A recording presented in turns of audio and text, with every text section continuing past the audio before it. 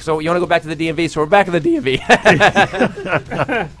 Comedy's weird, man. Because I had a woman heckle me about this. Like when you you actually had a woman heckle you over this? I was doing the bit about the kid in the DMV, and this Yeah. woman got mad because at one point during the DMV story, I turned to the kid, and this really happened. I turned to the kid, and he kept saying "frick" to his dad. He's going, "Dad, you're a frickin', Mom's a frickin', and this whole place is a frickin'." And by the way, people, if you're already so low on the parental totem pole that you're letting your kids scream "frick" in a public place, just let them say the whole F word, you know? I mean, he's already a brat. Don't make him gay.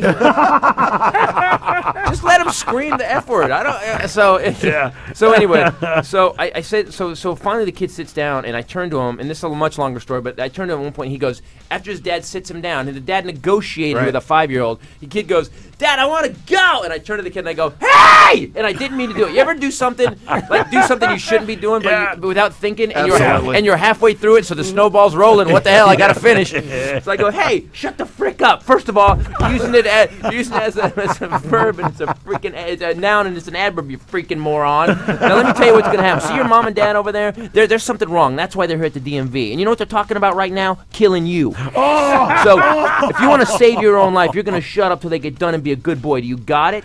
And this kid, man, he was holding that Snickers bar, and he's squeezing his hand, and the Snickers bar went flaccid. It just went, and the kid looks at me, and he goes, "Okay, I'm sorry." And the people sitting along this wall looked at me like I was the Messiah. They did. They go. But a woman. They were like, "Thank you." But a woman heckled you over this. So I get done. They go, "That's not how you're supposed to treat kids." And I just uncorked on this woman, man. I just said, "You're part of the problem, lady." And I went down this list of stuff that your kid's on Ritalin, isn't he? Well, he needs it. And this woman just kept digging a hole for herself. Sometimes heckling is great. Sometimes heckling is bad. I had a situation. So I had a woman that wasn't paying attention one night. Yeah. This is a long time ago. I used to do this tour through the South, man. It was this horrible nightmare tour. One time they had the only lights they had were the dance floor lights on the ground. So I'm on stage and they lit the dance floor. So I've got this bizarre vampire glow and I'm doing comedy. It was horrible. Kind of like the reflection off your Corvette jacket. Exactly. Yes, my Corvette jacket. So shut up, man. I'm embarrassed. Like my girlfriend still makes fun of me about that Corvette jacket. So I'm on stage and this woman.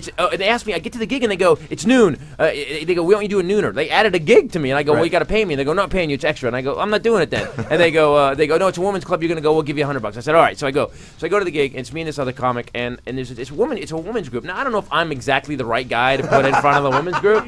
But even Sully goes. Sully wakes up. Yeah, that's a bad mistake. If Sully says that, you know it. Sully gets the problem right there. So I'm on the stage and this one woman like sitting right in the front is looking off like she's avoiding me, like obviously avoiding me, like will not look at me, like hates my guts, won't look at me. And after a while as a comic, that starts to wear on you, you know, because I'm being funny to everybody else, and this woman's just looking off to the side like this, just looking, won't even look at me. And I'm like, "Lady, what's your problem? What's your problem?" And she just kind of looks away even further, and then she kind of looks back but won't look at me. She just won't meet my eyes. And I'm like, "Hey, I'm right here. Let me tell you something." And I go, "You know what? I'm doing my comedy here," and I go off on this woman, right? And the room starts getting quieter and quieter and quieter, and all the people and the women stop laughing, and like everyone stops laughing, and people are looking at me shocked, and I'm like, "Wow, is this the president? Is this like?" Yeah, you're thinking, is this like the mayor of the town or something? Yeah, that's what I thought. She's still not paying attention. It's still not paying. No, now she's looking away further, but everyone else is looking mad, but she's got a weird smile on her face, like, "Aha, I got you." So now I'm getting freaked out. So I finally get mad. I'm like, "Oh, you know, guys, I'm not the best noon comic. Good night," and I walk over. Good night. I mean, good afternoon. And I walk off. I get back, and the other comic, Carl Banks, is in the kitchen, this little place we were playing, and he's on the floor, curled up in a fetal position, and he's laughing so hard. He's got snot coming out his nose. He's blowing booger bubbles, and he can't talk. And I go, "What?" And he goes, "Ah, ah." And I go, "What?" And he goes, "Ah, she's blind." He goes, "Dude." He goes, "Dude, you were screaming at a blind woman." He goes, "She can't see you." Oh, it's horrible. What a nightmare. Sully, bring a whole table full of blind people to Tommy T's tonight. All right. Hilarious. Hey, Christopher Titus, always a treat seeing you. You guys are great, man. So Tommy T's, man, Neverlution. I'm doing a new show. If you guys saw me last time, you're going to see all new stuff. All right, good stuff. Always a treat. Lamont and Tonelli, weekday mornings 5 to 10 on 107.7 The Bone.